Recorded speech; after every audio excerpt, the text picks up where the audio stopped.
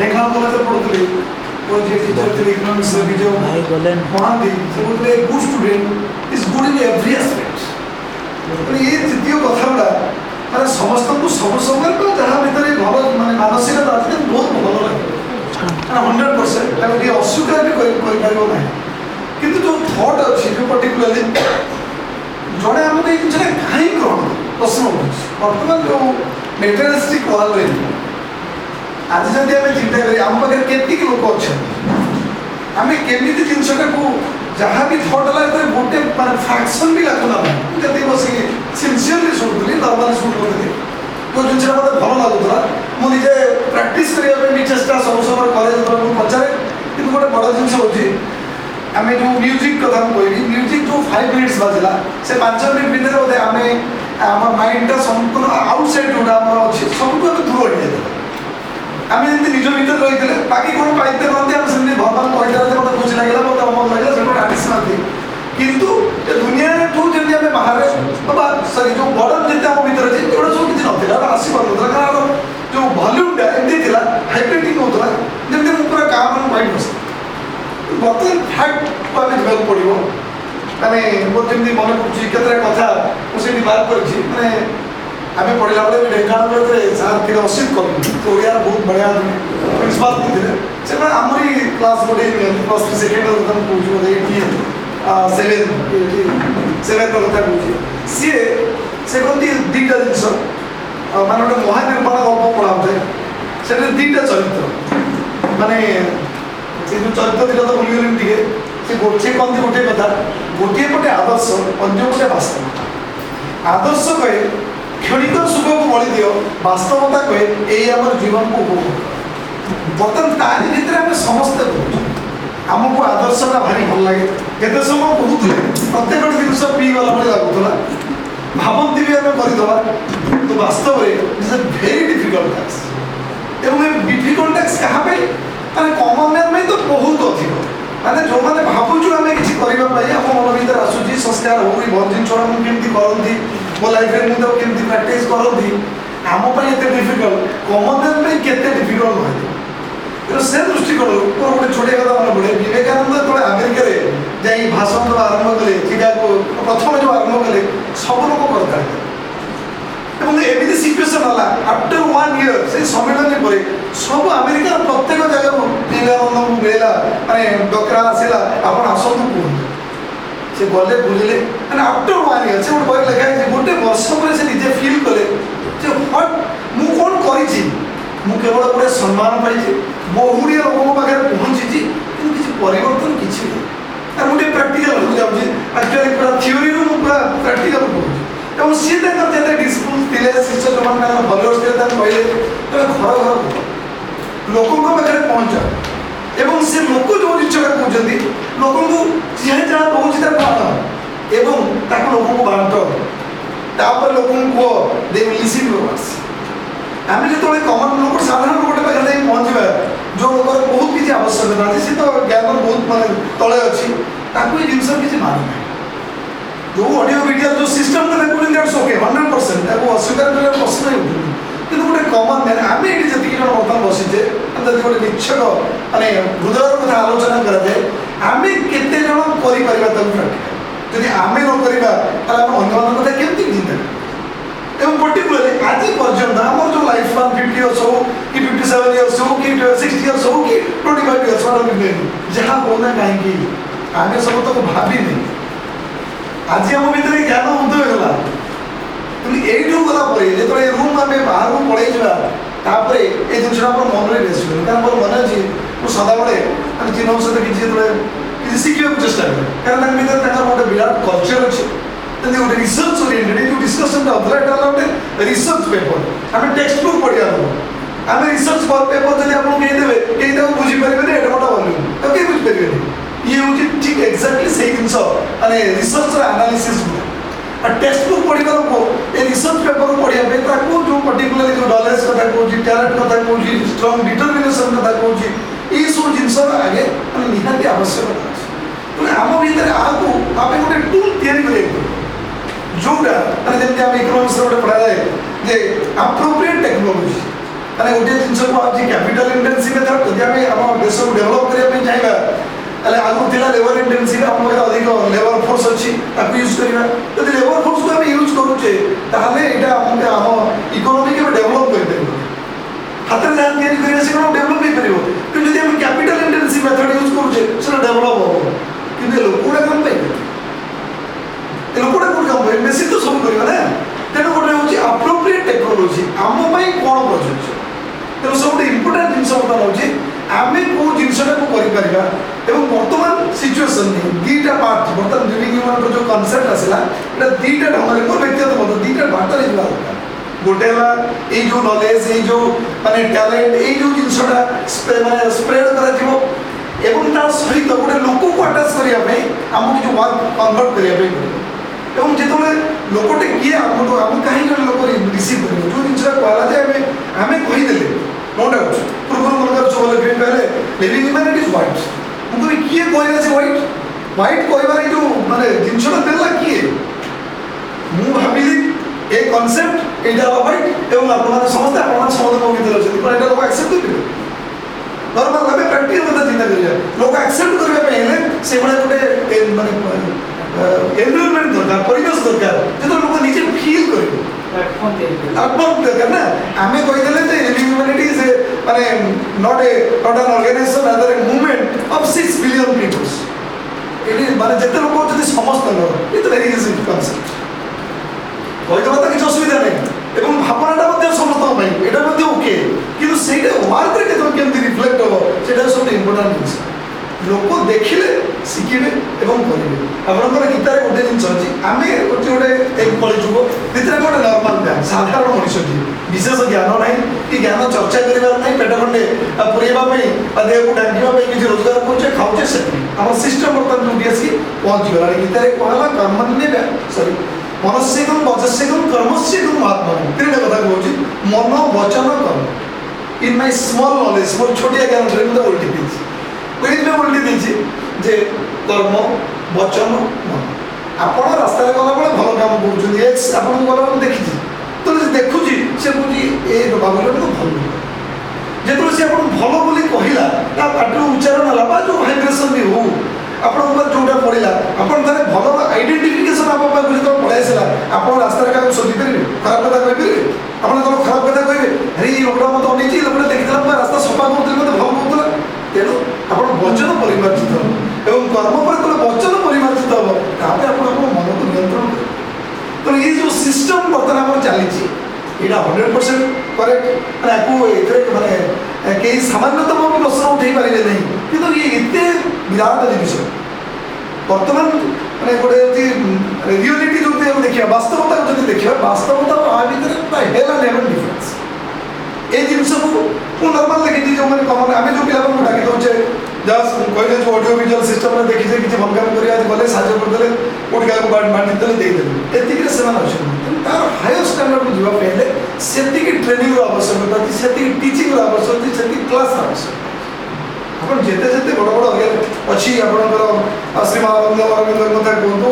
ବା ଆପଣଙ୍କର ବିବେକାନନ୍ଦଙ୍କ କଥା କୁହନ୍ତୁ ରାମକୃଷ୍ଣ ପରମହଂସଙ୍କ କଥା କୁହନ୍ତୁ ये शह शह लोक बुझे बुझे बुझे बुझे सिस्टम गुण आम समस्ते ये परमहंसर डिवोटी कि नुहति आम तो कहीं नुहति ना श्रीमान अरविंदर डिवोटी किए जदि भी कहीं थे जड़े थे एडे बड़ बड़ से कनसेप्ट बाहर कर निश्चित ये जो कनसेप्ट ये निश्चित भाव में स्वागत योग्य ये कनसेप्ट को जब आम समस्त हृदय भितर चिंता करें कि आज पर्यंत जदि मु मो काम ठकी मुझे भूल अर्थ रोजगार करुँची ये सब हायर जिनटा मुझे इमिडिएट एक्सेप्ट करें एक्सेप्ट करने मतलब टिके टिके चेंज करा पड़े मुझे चोरी करूँ जन कहले मैंने उदाहरण देले मैंने जन विषय कहली मुझे अमक लोक अमक जगह जाते 60 इयर्स पर्यटन बहुत करप्शन करप्शन करेंगे कौन तो किसी भल काम आड़ जहाँ भी हो बर्तमान गोटे दुईटा जिनस माने कौन मिक्सचर आवश्यकता अच्छी अदरवाइज सिस्टम चली पार तेणु सब बड़ जिन हूँ आम गोटे आक्शन जो जिनटा कहले जो आम आज पर्यटन जोटा भी आम आलोचना होता जे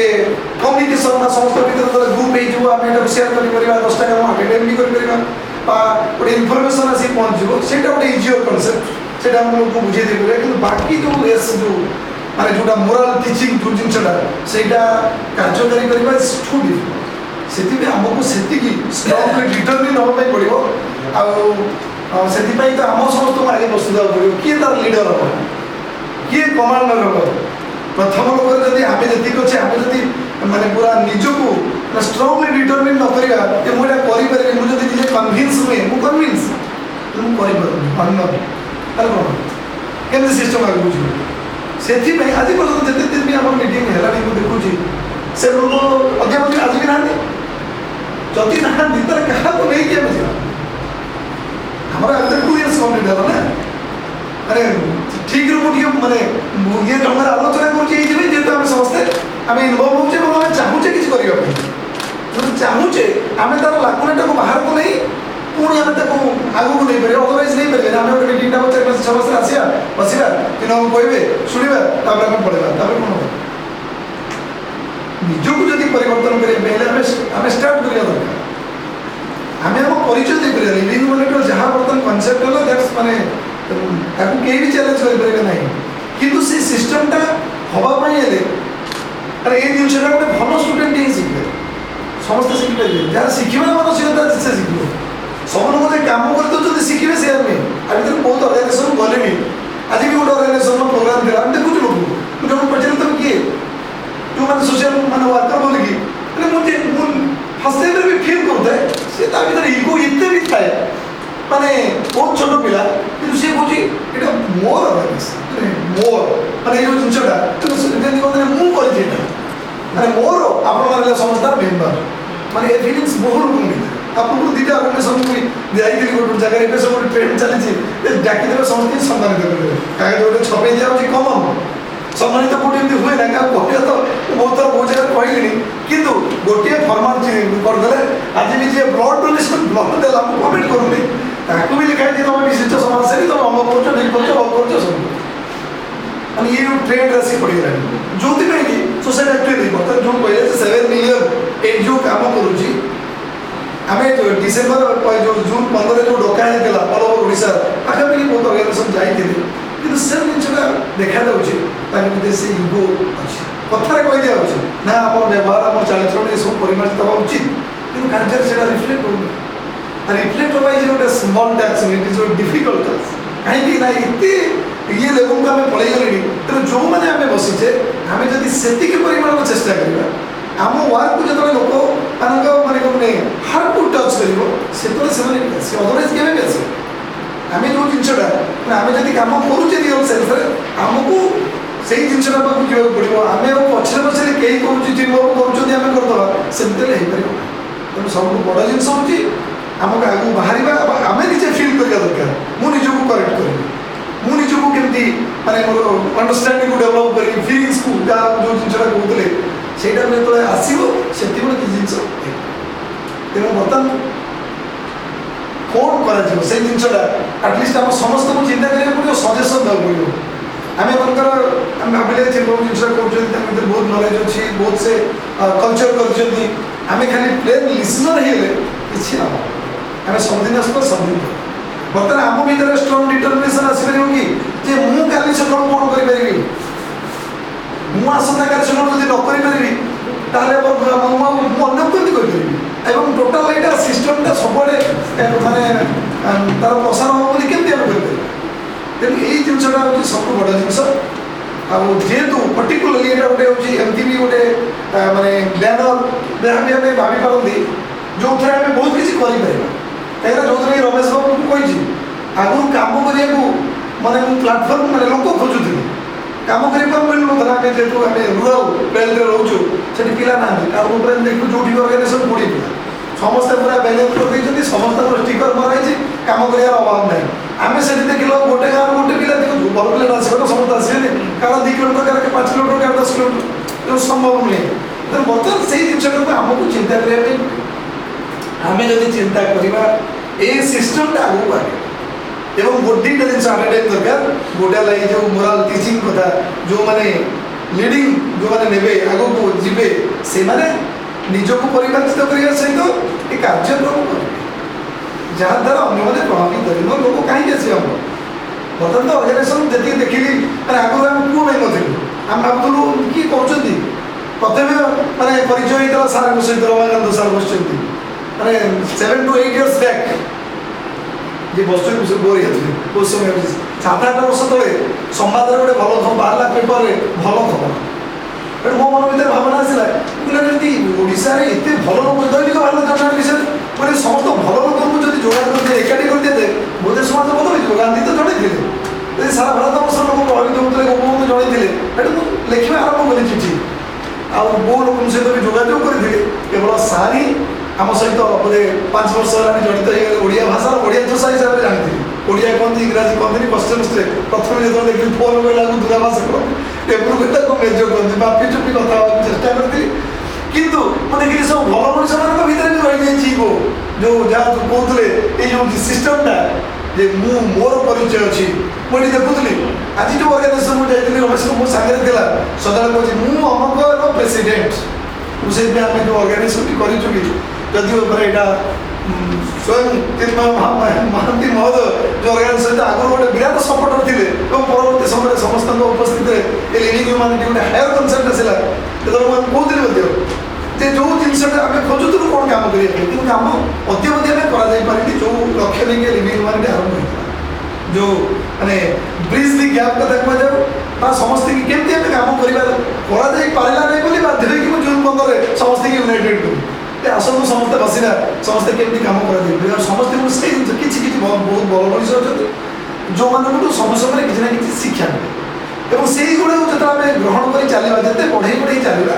ସେତେ ଆମର ଏନର୍ଜି ବଢ଼ି ବଢ଼ି ଚାଲିବ ଆଉ ସେଇଟା ହିଁ ଆମକୁ ଆଗକୁ ଯିବା ପାଇଁ ସହଯୋଗ କରିବ ତେଣୁ ଯାହା ବି ହଉ ଆମେ କାମ କରୁଥିଲୁ ଯେମିତି ଯାହା କହୁଥିଲେ ଆପଣ କାମ କରୁଛନ୍ତି କେହି ଜଣେ ଭଲ କାମ କରୁଥିଲେ ଆମେ ଦେଖୁଥିଲୁ କରୁଥିଲୁ ଏତେ ଭଲ ଲାଗୁଥିଲା ଯେତିକି ଆମେ ଶିଖିଥିଲୁ ଜାଣିଥିଲୁ କିନ୍ତୁ ଏଇ ଯେଉଁ କନସେପ୍ଟ କଥା ମାନେ ସଦାବେଳେ ଗୋଟେ କହେ କଲେଜର ପ୍ରିନ୍ସିପାଲ ଥିବେ ବୋଲେ ସଦାବେଳେ ଷ୍ଟାଫଙ୍କ ସହିତ ମାନେ ପାଟିତୁଣ୍ଡ ହୁଏ ସେ ମୁଁ ସଦାବେଳେ ପଚାରେ ଯେ କାହିଁକି ପାଟିତୁଣ୍ଡ ହେଉଛି ନା ଆପଣ ତାଙ୍କଠୁ ଯାହା ଏକ୍ସପେକ୍ଟ କରୁଛନ୍ତି ସେ ସେୟା ନୁହେଁ ମୁଁ କହୁଛି ତମେ ଲେକ୍ଚରଟି ହେଇଛ ତମ ଟାଇମ୍ ମେଣ୍ଟେନ୍ କରିବ ତମେ କ୍ଲାସ୍ ରେଗୁଲାର କରିବ ପିଲା ଡିଷ୍ଟର୍ବ ହେଲେ ତମେ କହିବ ଆରେ ଖାଲିଟାରେ ଏଇଠି ବସୁଛ ତମ ଘର ତ କଟକ ଆସିଛ କି ଭୁବନେଶ୍ୱର ଜଗତସିଂହପୁର ଏଇଠି ଯେଉଁ 24 ଆୱାର୍ସ ୱେଷ୍ଟ କରୁଛ ସେଇ ସବୁଟା କାହାକୁ ବୁଝେଇଲେ ହୁଅନ୍ତାନି ମୁଁ ସିନା କହିଦିଏ ମୁଁ ତାଙ୍କଠୁ ଆଶା କରେ ସେ କରିବା ଉଚିତ ସିଏ କିନ୍ତୁ କରିବାର ତାଙ୍କର ଯୋଗ୍ୟତା ନାହିଁ ଭାବନା ନାହିଁ ତେଣୁ ସଦାବେଳେ ମୁଁ ଇରିଟେଟ୍ ହୁଏ ଏଇଟା ହେଉଛି ଜିନିଷ ଯେଉଁଟା ହେଉଛି ନିଜକୁ ଚିହ୍ନିବା ଯେଉଁ ଜିନିଷଟା କେତେଟା ୱାର୍ଡ଼ କହିଦିଆଗଲା ଏଇ ଜିନିଷଟା ସବୁ ହେଉଛି ମୋରାଲିଟି ଏଗୁଡ଼ା ଜଣେ ଲୋକର ଆବଶ୍ୟକତା ଯାହା ଜାଣିବାର ଅଛି ମୁଁ ବସିଲା ବେଳେ ଖାଲି ପିଲା ଭଳିଆ ପିଇ ଦେଉଥିଲି କିନ୍ତୁ ବେଳେବେଳେ ଭାବେ ପୁଣି ଗଲାବେଳେ ମନେ ବି ପଡ଼େନା ସଦାବେଳେ ମୁଁ ସଦାବେଳେ କହେ ଏ ମଝିରେ ରେଗୁଲାର ଆମର ଯଦି ମାନେ ଇଣ୍ଟରାକ୍ସନ୍ ହୁଅନ୍ତା ମିଶନ୍ତେ ଆହୁରି ନିଜକୁ କିଛି ପ୍ୟୁରିଫାଏ କରିହୁଅନ୍ତା ଆଉ ଅଧିକ ଯାଇ ହୁଅନ୍ତା କାରଣ ଆମର ସେମ୍ ଜିନିଷଟା ଆସେ ଯେତେବେଳେ ବିଗିନିଂ ହେଲା କଲେଜ 23 ଇୟର୍ସ ପ୍ରିନ୍ସିପାଲ ତେଣୁ ସେ ସମୟରେ ମୋର ମନେ ଅଛି ଜଣେ ଗୋଟେ ଦେଲା ଇନଭାଇଟେସନ୍ କାର୍ଡ଼ ଆମେ ଯାଇ ପହଞ୍ଚିଲୁ ସେଠି ପହଞ୍ଚିଲୁ କିଏ ଆମେ ରିସିଭ୍ କରିବାକୁ ନଥିଲେ ସେଦିନଠୁ ବ୍ରେକ୍ କରିଦିଆ ଯେ କେହି ଯେଉଁଠି ଆମେ ସେତେ କ୍ଲୋଜ୍ ହୁଏ ଯିବାନି ଏ ରିସେଣ୍ଟଲି ବୋଧେ 2 years ବ୍ୟାକ୍ ଆଉ ହେଇଗଲାଣି ତ 25 ବର୍ଷ ହେଇଗଲାଣି ଚାକିରି ଆଉ ଭିତରେ 2 ବର୍ଷ ପୂର୍ବରୁ ଜଣେ ଝିଅଟିଏ ଆମର ଷ୍ଟୁଡେଣ୍ଟ ଆସି ଅଛି ତା ବାପା ଏକ୍ସପାୟାର କରି ଯାଇଥିଲେ ତା ଶ୍ରାଦ୍ଧରେ ସେ କହିଲା ସାର୍ ମୁଁ କିଛି ଶାଢ଼ୀ ବାଣ୍ଟିବି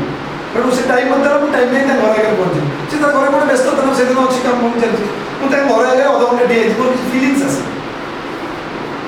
ଯେତିକି ବେଳେ ମୁଁ ନିଜେ କହିଲି ଆଉ ଦିନେ ବି କାହା ଘରକୁ ଯିବୁନୁ ଇନଭାଇଟେସନ୍ ଦେଲେ ଯିବାର ନାହିଁ ଯେ ଆମକୁ ରିସିଭ୍ କରୁନାହାନ୍ତି ସେତେବେଳେ ଖୋଳ ଥିଲା କ'ଣ ବି ଜୋରସୋରିଆ ଥିଲା ମାନେ ପୁରା ସାର୍ପ କ'ଣ ଥିଲା କିନ୍ତୁ ପରବର୍ତ୍ତୀ ସମୟରେ ଯେତେବେଳେ ମଣିଷ ଦିନକୁ ଦିନ ଅଧିକରୁ ଅଧିକ କାମ କରେ ସେଇଥିପାଇଁ ମୁଁ ଆପଣଙ୍କୁ ଉଦାହରଣଟା ବୁଲେଇଲି ଆମେ